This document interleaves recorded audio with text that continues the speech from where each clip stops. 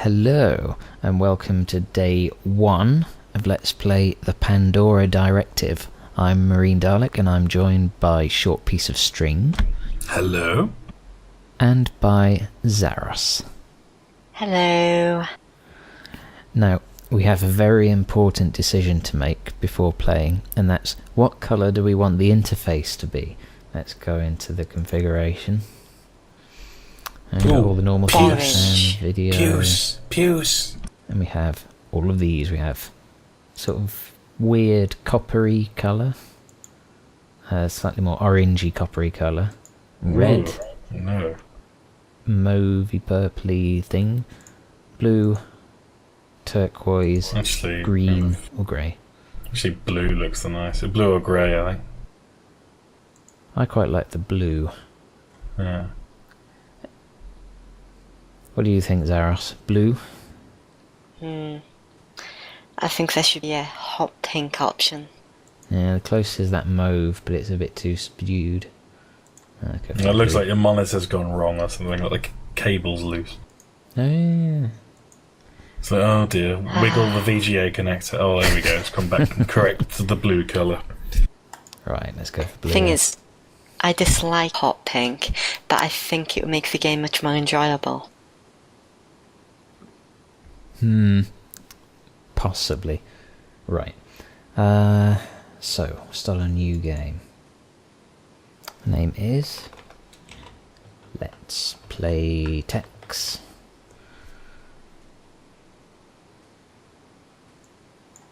Okay. Now you get an option here. It's you can either play it on entertainment level or gameplay level. Entertainment level gives you hints, whereas gameplay level doesn't.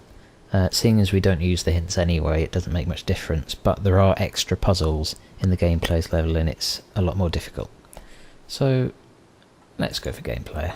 Why not? Here we go. This is the main difference between the Pandora Directive and Under a Killing Moon, which is it gives you different endings depending on how you play the game.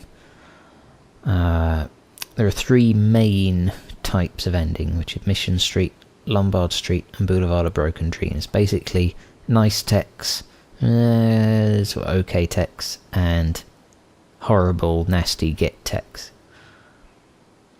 I think we're going to go for Mission Street. Will be nice text and get the girl at the end.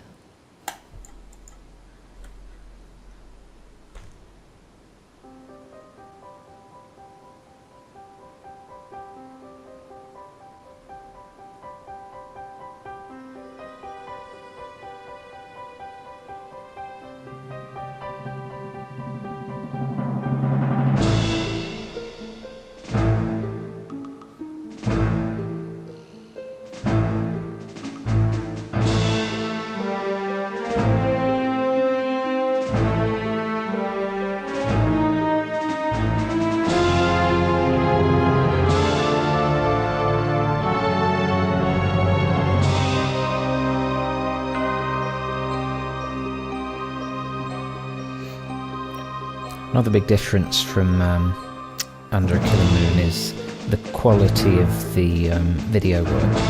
This one was actually directed by Adrian Carr, who's a professional director, whereas Under a Killing Moon was Chris Jones, who played Tex, tried his hand at directing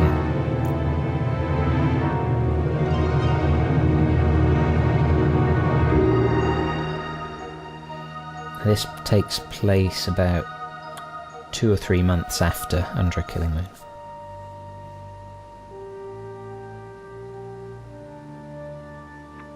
After he began screaming at his wife. Yes. So did you say after He-Man screaming at his wife?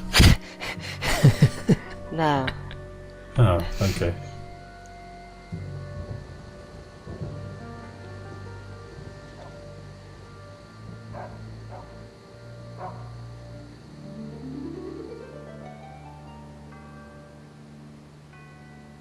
Interesting shoulder there.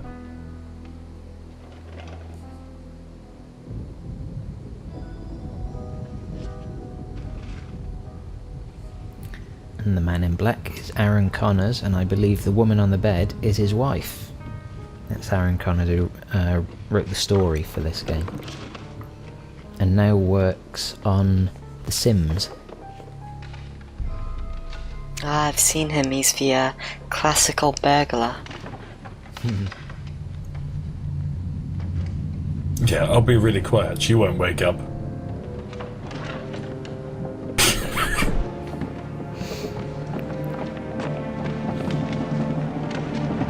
Haha, I'm stealing all your stuff. Lucky you're a heavy sleeper.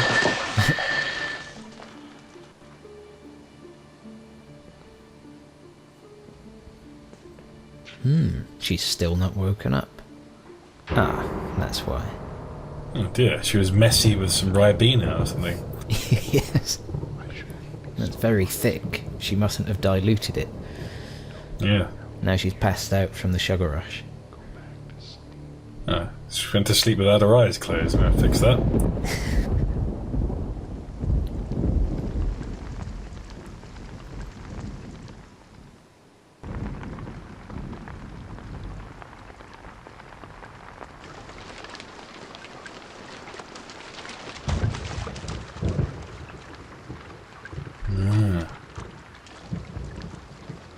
Dutch angle there. Not him. They're here! They're among us! They'll get you all! This is something McCarthy, isn't it? Kevin McCarthy.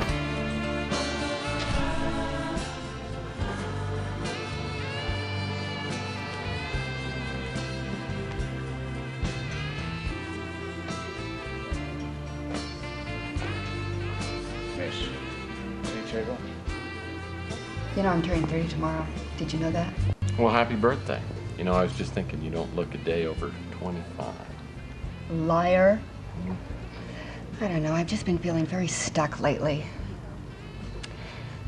You know, I cannot remember the last time I was surprised by anything. Can you? The last time I was surprised was by you. Well, you know what I mean. I mean, I'm just surprised that we're able to stay good friends. I've been thinking about moving. Maybe Phoenix. I've got an old college friend that lives down there, and she says it's nice. I think the change would do me good. What do you think? Yeah, I think you'll love it down there. 'Cause there's square dancing and 10-gallon hats and armadillo hunting. And macho yokels with names like Tex. Okay, that's yours. So tell me, what do you think? You think I should go or not? Well, you know, Arizona may seem like a much more exciting place than San Francisco, but it's dangerous down there. At least around here, you got your friends checking out for you. It's dangerous everywhere. I mean, especially here. I mean, did you hear about that co-ed? Someone murdered her in her own bedroom. I didn't hear about that. Who killed her? Well, the newspaper said it might be a serial killer. They gave him some kind of crazy name. I don't know, I can't remember what they called him. Doesn't that stuff scare you? I mean, I'm a tough guy, and it scares me.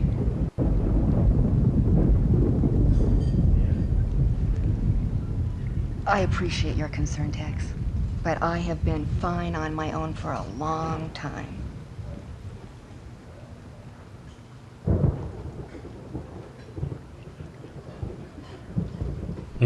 Awkward silence.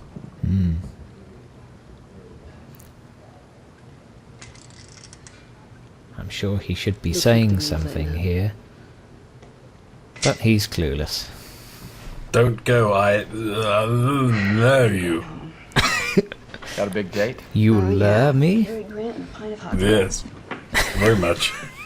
Hold me down. See you later. No, don't. Oh, he's useless. More useless than me. What a schmuck. What? Chelsea was giving you opportunities all evening and you blew every one of them. The son PA you are. Well, you wouldn't know a clue if it walked up and punched you in the face. Listen, all I know is, every time I try and ask her out, she turns me down. It's from the distinguished gentleman in the corner. Ah, he's been lucky after all. Seeing as you don't seem to be having much luck with the ladies, I thought I would try. Perhaps you'd like to look at my alien pod. I kept it from 30 years ago. Oh, I see what you mean.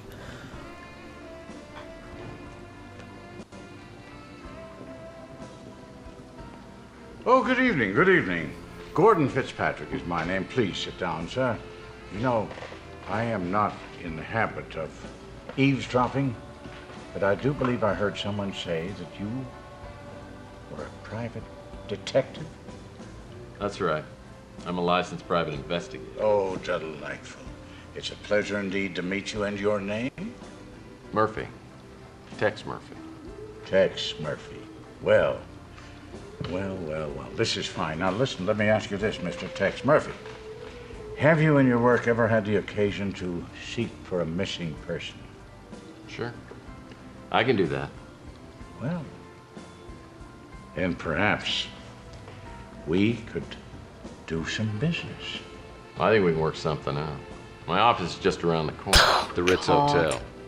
This is Why what don't we happens go when there? weird old men buy you drinks.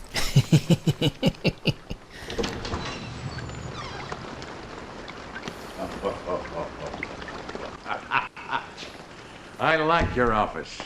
Oh, yes, the ambiance is very authentic. Reminds me of those, those old detective stories that I used to watch when I was a kid. I'm sure that at any moment, Sam Spade is going to come marching through the door, but then who needs Sam Spade when I've got Tex Murphy standing in front of me? Did you always want to be a private eye? As far back as I can remember. Mm-hmm. Would you have a seat, Mr. Thank you. Fitzpatrick? Yeah. While all the other kids were logged on to Sesame Street Interactive, I was reading Hammett and Chandler. It must be quite an exciting life. Oh, it's got its moments. Don't get me wrong, it's not like the movies. It sure as hell doesn't pay very well. But it suits me. It's not like the movies. You don't What can get I to do blow for up you, Mr. space Fitzpatrick? stations. Well, I'm trying to find an old acquaintance of mine, Thomas Malloy, Dr. Thomas Malloy. The last official address for him that I have is the Ritz Hotel. Now, do you happen to know him? Can't say that I do. It's very important that I find him. You know, let me give you a little background. For many years, I was a research scientist and I worked alongside Dr. Malloy. But about 20 years ago, maybe, I guess something like that, our paths diverged and I lost touch with him and he with me. And then very recently, I saw a photograph of him in a local newspaper. Now, it's a strange thing how time is such a natural equalizer. Makes us appreciate the faces from one's past. At any rate, the older gentleman in that photograph is Dr. Malloy. And I contacted the newspaper to find out where the photograph had been taken. It was at the San Francisco Technical University. Well, I hiked right out there, got to the campus, and decided to look the man up and surprise him. Even with that photograph, no one recognized him, no one knew his name. But then I received a strange phone call from a young woman named Sandra. The man I knew as Thomas Malloy, she knew as Tyson Matthews. She seemed quite uncomfortable talking on the vid phone, so I suggested we meet. She never showed up for that appointment. And you never heard from her again? You know, it's strange. But this simple, whimsical wish of mine to get together with my old friend has materialized into, I don't know, I feel a sense of impending doom. I fear for the young woman, and I fear for my friend, Dr. Malloy. It sounds interesting. I think I can look into this for you. Thank you. Now, you'll have to refresh my memory. How much is your fee? How does it work? I charge $500 a day. Of course. plus expenses. Naturally. It's a special light pen of the future, Yes. but using old Should checks. be enough to get you started. And Interesting. here, No, that's a future here check. somewhere. Yeah. There you go. I can be reached at that number. I'll be in touch. I feel we're Don't off leave to a home good start. without future check. I miss Fitzpatrick.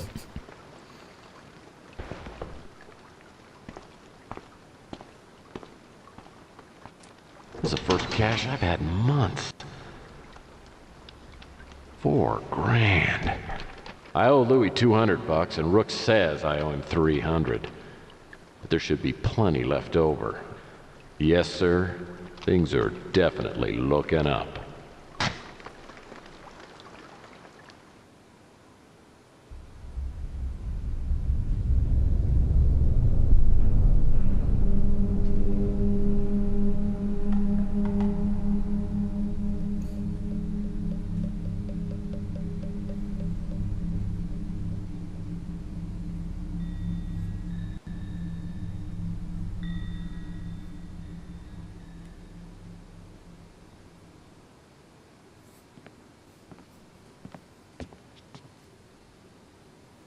Fitzpatrick didn't give me much to go on.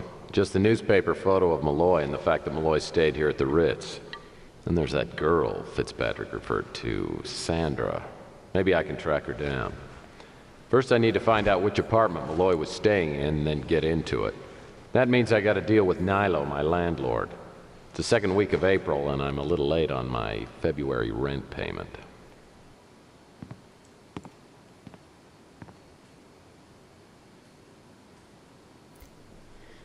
Now you'll notice that Tex now has a much expanded apartment.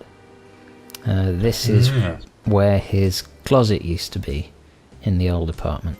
And it's now Why a big does he have bedroom. a zebra playhorse? Ah. Well, there's a story attached to that, if we look at it. My parents found this in the attic and sent it to me. I remember the pastoral days of my early youth, riding on my trusty Mount Striper, chasing bank robbers and horse thieves. And all that came to an end one summer afternoon during an electrical storm. The lightning struck a transformer near our home, creating a tremendous power surge. It was after the accident that my brothers and sisters started calling me Tex. Whenever I asked them, they'd just laugh and wink at each other. I never did find out about that nickname. In case you missed it, the idea is that the hole that he made in the roof as he flew through was in the shape of Texas. Yeah, I did miss it. Yeah. I think you need to be American to know what shape Texas is. I'll pick up these clothes next time I'm expecting someone else in my bedroom. Yeah, fat chance of that.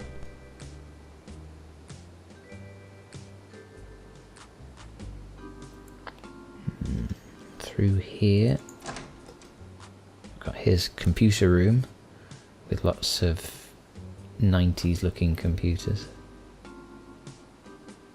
Some weights. Ooh,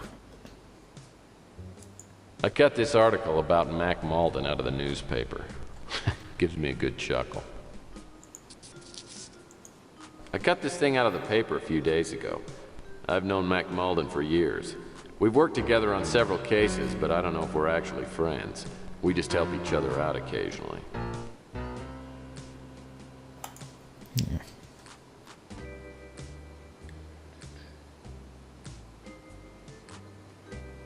Lots more pictures.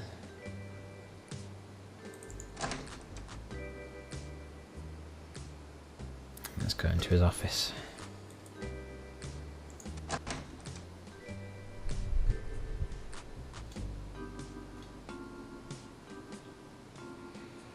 He's So- had a new thing put up there. How has he changed a cupboard into a bedroom? I don't know. That was the cupboard and now it's a bedroom. You just accept it. Maybe there was an unused room with a weird cupboard built on one side of it Sticking covering out the of door. Yeah.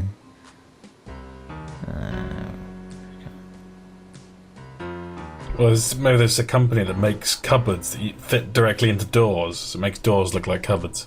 Yes, that'll be it. This alien landscape reminds me of the old Star Trek episode where they get that distress call, then Captain Kirk meets that beautiful woman, then he and Spock barely escape, then Kirk makes that funny joke right at the end. I know exactly the one they're talking about. Yes.